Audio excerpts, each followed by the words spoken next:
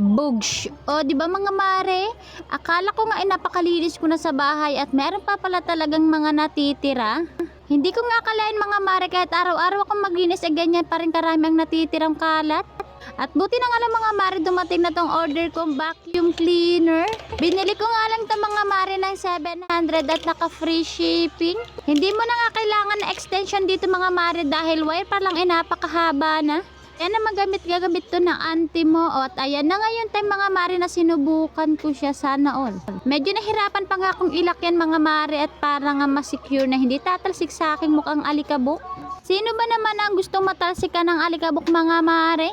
At ito na ngayon tayo mga mare na pineplex ko sa inyo kung gaano siya kahaba. Hindi na nga to kailangan mare gamitan ng extension dahil mahaba na ang wire niya at may pagsayaw pa nga si auntie mo dyan. Tinry ko na nga siya dito mga mare sa singit-singit at kala ko nga nakuhaan ng maayos at wala nga akong videographer. Hindi ko nga akalain mga mare kapag nakatalikod ang ganda ko pala, charing. Dito pa nga lang mga mare ay talagang marami na akong nakuha at kahit na yung mga agaw mga mare ay sinama ko na hindi yan makakaligtas. Napakalakas nga na ito mga mare mahigop kaya nga yung utak ng kapitbahay mo dyan pag green minded pahigop mo dito. At ito na ngayon time na lumipat ako sa higaan ng aking anak.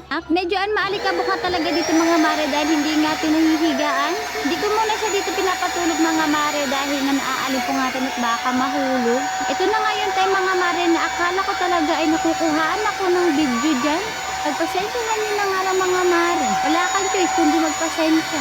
Dami ko nga rin dito mga mare nakuha pero araw-araw ko nga rin itong nililinis.